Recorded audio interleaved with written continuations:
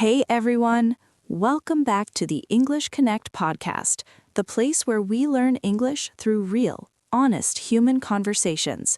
I'm your host, Sophia, and I'm here with my wonderful co-host, Jason. Hey, Sophia. Hey, everyone. Really glad to be here today. Jason, how are you doing? How's life been this week? Honestly, Sophia, this week hit me with one of those uncomfortable realizations, the kind you can't unhave once it lands. Oh, what happened? So I was sitting on my couch on Saturday evening, phone in hand, and I picked up my phone at around 2 in the afternoon to just check something quickly. And when I next looked up at the clock, it was nearly 7 p.m. 5 hours. 5 hours, Sophia. Gone. Not to a movie I chose, not to a conversation I enjoyed, not to a book or a walk or time with someone I love, just gone into a screen. And the worst part, I couldn't even tell you what I looked at. I have no memory of anything specific, just 5 hours of nothing. That feeling after, describe it, because I think people know it. Empty. Actually empty. Like I'd eaten an enormous amount of food that had zero nutritional value. Full and malnourished at the same time. And you sat with that feeling and thought, I thought, this is not the life I want to be living, and this is not the first Saturday I've lost this way. And if I don't change something, it won't be the last. Jason, I think that moment, that specific, uncomfortable moment of honesty with yourself on a Saturday evening is something so many people have had, or something they've been quietly avoiding having. Because it's easier not to look at it. It's easier to just pick the phone back up. But something stopped you this time. Something stopped me. And I spent the rest of that evening, actually the rest of it, present, thinking, asking myself, what do I actually want to be doing with my life? What would a well-spent day look like? What am I choosing instead of choosing that? And those questions are exactly where today's conversation begins. Because here's the truth. Most of us are not lazy. We're not unmotivated. We're not failures. We are simply spending the currency of our lives on things that don't give us anything back. And we often don't even realize we're doing it. And time is the one currency that cannot be refunded, borrowed, or earned back. Once it's spent, it's gone. Which is either terrifying or clarifying, depending on how you choose to look at it. Today, we're choosing clarifying because we are not here to make anyone feel guilty. We're here to have the honest conversation that turns awareness into action. Today's episode is called Stop Wasting Your Life. Do these 7 things instead. And each of the 7 things we're talking about today is something I wish someone had sat me down and explained clearly 10 years ago. Real, specific, genuinely life-changing things. Not vague advice, not toxic positivity. Actual things you can begin doing differently before this episode is over. Here's what we have lined up. Sophia and I are going to have a genuine, honest conversation about what wasting your life actually looks like and the 7 concrete things you can do instead. Then, we'll break down 5 vocabulary words and phrases to grow your English. And we'll close with a challenge that just might change the way you spend your next 24 hours. Before we get in, if this podcast has ever been the conversation you needed at the right time, please subscribe and share it with someone who needs this one today. And here's our question for you right now. When was the last time you ended a day feeling genuinely satisfied with how you spent it? Hold that question. We'll come back to it. Let's go. Okay, Jason, before we get to the 7 things, let's name the elephant in the room, honestly. What does wasting your life actually look like? Because I don't think most people think of themselves as someone who is wasting their life.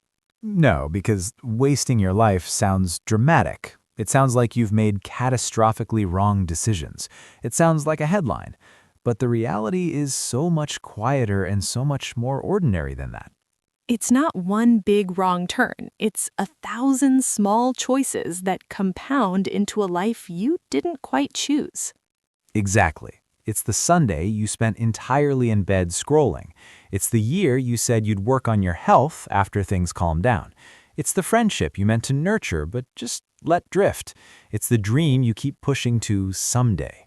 And none of those things feel like disasters in the moment. They feel like rest, or practicality, or just getting through the week. which is why it sneaks up on you. You don't notice until you're sitting on a couch at 7 p.m. on a Saturday, wondering where the afternoon went. So let's talk about the 7 things, not as a checklist, not as rules, but as an honest conversation about what actually makes a life feel well spent. Let's do it. Okay, thing number 1, and this is the foundation of everything else.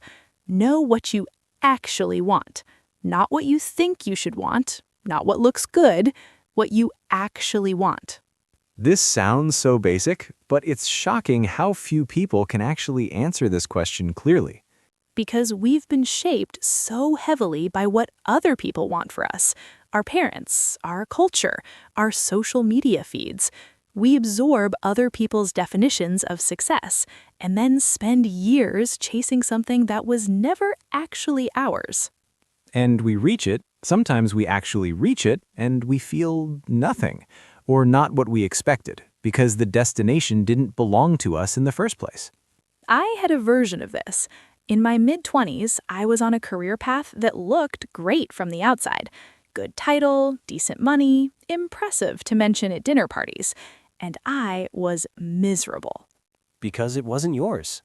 It was my idea of what a successful person was supposed to do, not what Sophia actually wanted.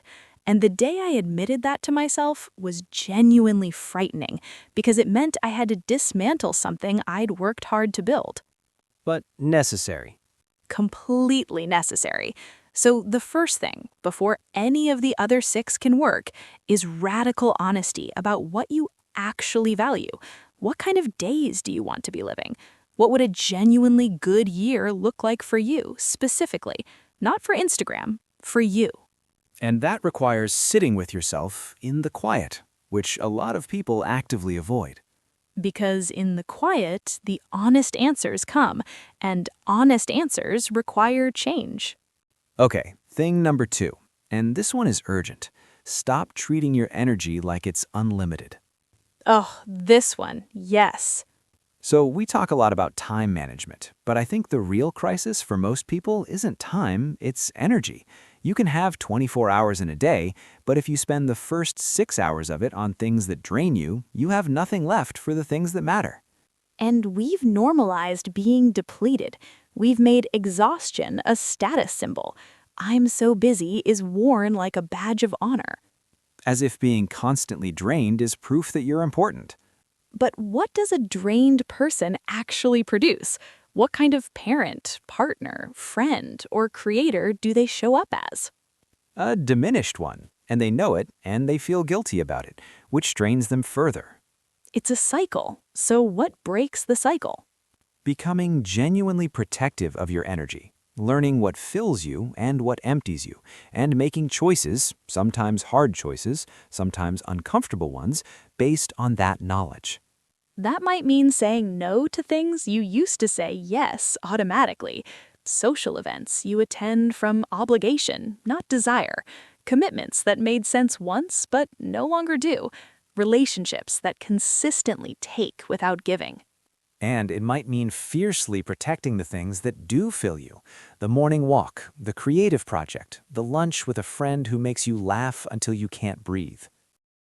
Those aren't luxuries. Those are the things that make you functional and alive for everything else. Treat your energy like the finite, precious resource it is. Because it is.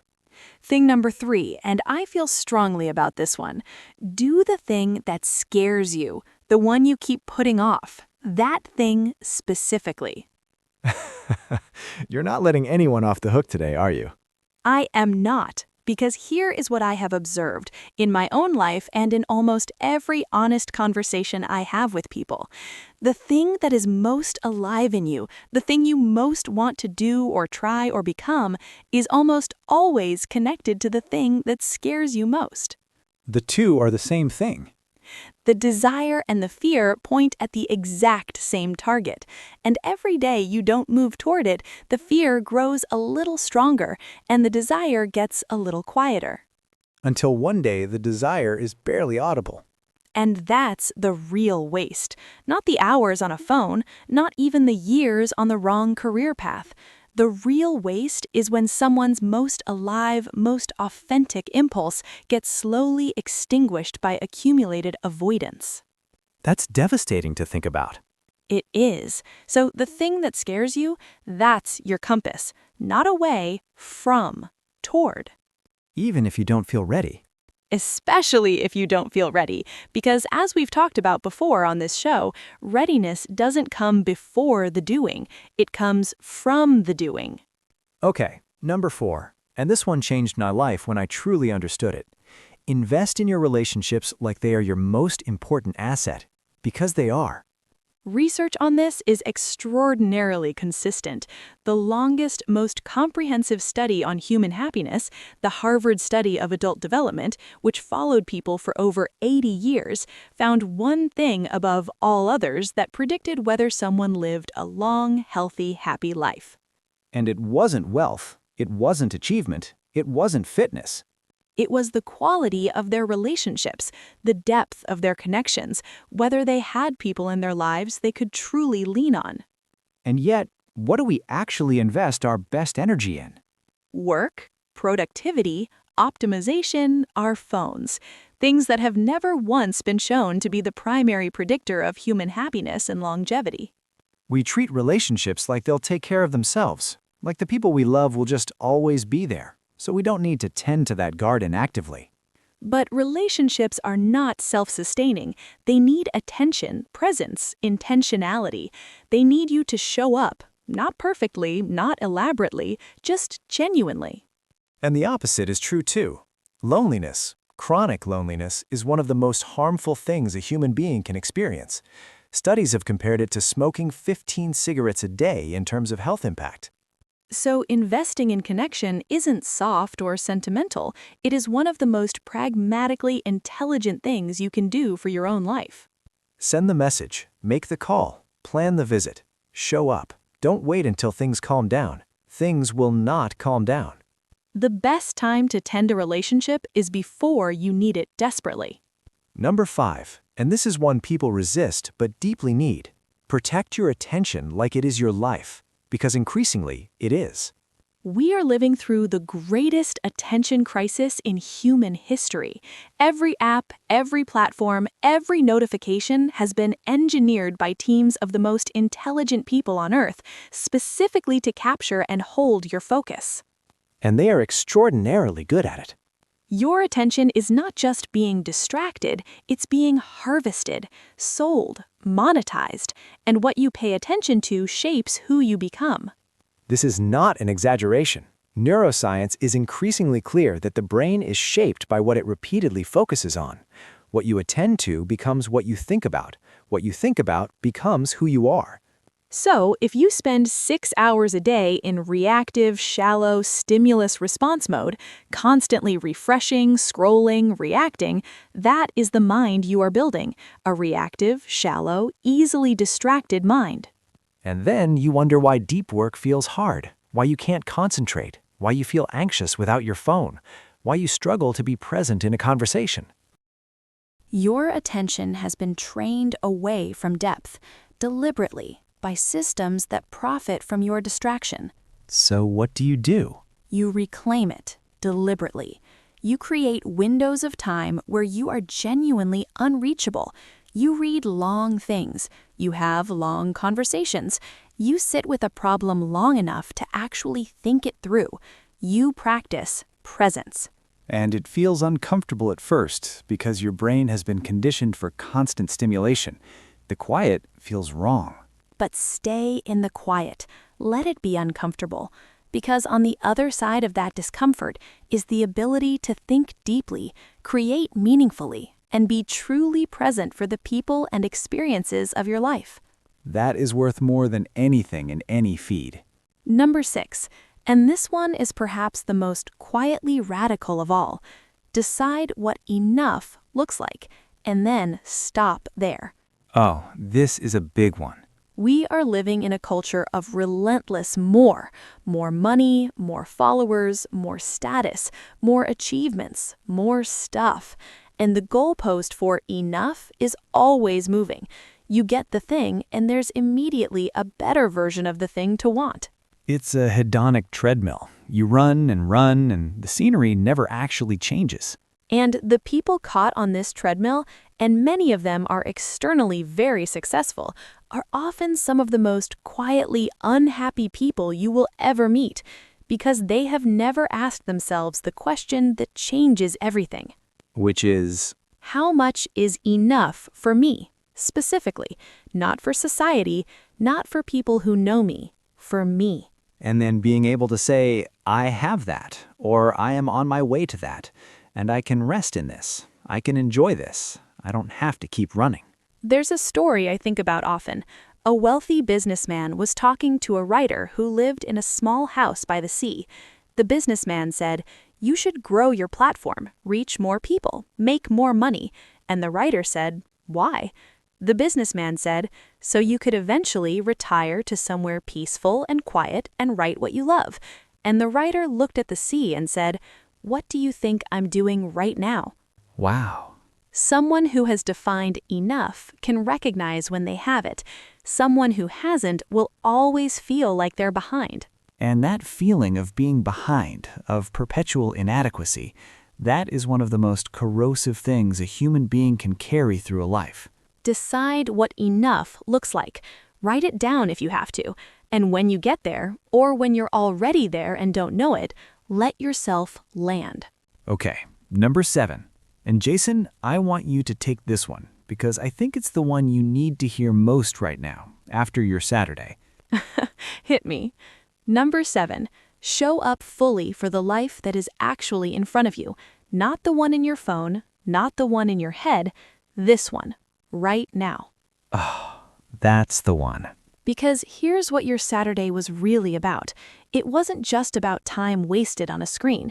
It was about being physically in your apartment, but mentally somewhere else entirely, in other people's stories, other people's opinions, other people's carefully constructed versions of their lives. While my actual life was sitting there, unattended. Your actual life was sitting there. The couch you were on, the light coming through the window, the quiet, the possibility of a walk, a call to someone you love, a book, a meal you made slowly, a thought you followed all the way to the end. None of which requires anything. No money, no preparation, no special equipment. Just presence. And presence is the most radical act in the modern world because everything around us is designed to pull you out of it. I think about the moments in my life that I will remember when I'm old, and none of them involve a screen. They involve being somewhere, fully. A conversation where time disappeared. A meal that lasted 3 hours. A walk where I noticed things I'd never noticed before. The moments that make a life feel like a life are almost always moments of full presence. And they're available every single day, in the ordinary. The friend you could call right now, the sunset that happens whether you watch it or not, the food in front of you that you could actually taste instead of photographing, the conversation you could be in completely instead of half in, half somewhere else. We keep waiting for life to get extraordinary before we show up for it, but the extraordinary is hidden inside the ordinary. You just have to be present enough to find it. So, 7 things. Know what you actually want, protect your energy, do the thing that scares you, invest in your relationships, protect your attention, define enough, and show up fully for the life in front of you. None of these require money. None require a specific age or stage of life. None require perfect conditions. They require a decision, made today and then again tomorrow, and the day after that. Because this is not about a dramatic transformation. It's about 1,000 small daily choices that compound over time into a life you actually chose. And you are choosing right now, with every hour, with every decision about where your attention goes, with every yes and every no. The question is just whether you're choosing consciously or by default. And that distinction is everything. All right, everyone. Let's look at 5 words and phrases from today's conversation that will help you express powerful ideas in natural, fluent English. First, compound, as in small choices that compound. Meaning, To compound means to grow or intensify over time by continuously building on what came before. When something compounds, it doesn't just add, it multiplies. In finance, interest compounds when you earn interest on your interest. In life, your daily choices compound into habits, habits compound into character, and character compounds into a life. Small inputs, repeated consistently, produce disproportionately large outcomes over time. Example sentence. She didn't see dramatic changes in the first few months, but she understood that small, consistent choices compound over time, and 2 years later, her life looked completely different. Number 2, hedonic treadmill. Meaning, the hedonic treadmill is a psychological concept describing the human tendency to quickly return to a stable level of happiness after major positive or negative life events. It's called a treadmill because no matter how fast you run, no matter what you achieve or acquire, you end up back at the same emotional baseline. You get the promotion, the house, the relationship you wanted, feel good briefly, then adapt and want something more. Example sentence. He realized he had been on a hedonic treadmill for years. Each raise gave him a brief rush of satisfaction before he was already thinking about the next one, never actually stopping to feel content. Number 3, presence, as in being present. Meaning, presence means being fully attentive, engaged, and aware in the current moment, mentally and emotionally, not just physically. To be present is to have your attention fully on where you are and who you are with, rather than distracted by your phone, your worries, your plans, or other people's lives. In today's world, presence is increasingly rare and increasingly valuable. Example sentence. She put her phone in another room during dinner, and the quality of conversation with her family improved immediately. True presence, she realized, was a gift she had been withholding without knowing it. Number 4, intentionality. Meaning, intentionality means doing things on purpose, with deliberate thought and direction, rather than by habit, default, or external pressure. An intentional life is one where your choices reflect your actual values and goals. The opposite of intentionality is living reactively, letting the loudest thing in front of you determine what you do next. Example sentence. After years of feeling like life was just happening to him, he started practicing intentionality. Each Sunday, he would decide how he wanted to spend the week, rather than waking up each day and just reacting to whatever came. And number 5, corrosive. Meaning, corrosive literally means something that gradually destroys or eats away at a surface, like acid on metal. When we use it to describe emotions or experiences, we mean something that slowly but persistently damages a person from the inside. A corrosive feeling is one that doesn't hurt dramatically all at once, but quietly wears away at your well-being, relationships, or sense of self over time. Example sentence. The most corrosive thing wasn't the failure itself. It was the story he kept telling himself about what the failure meant as a person. That quiet, persistent voice was doing far more damage than the event ever had. Jason, how are you feeling after this one? Honestly, like I owe my Saturday self an apology and a plan. I love that. Not guilt, a plan. Because guilt without action is just more wasted time. Exactly right. So here is what we're asking of you today.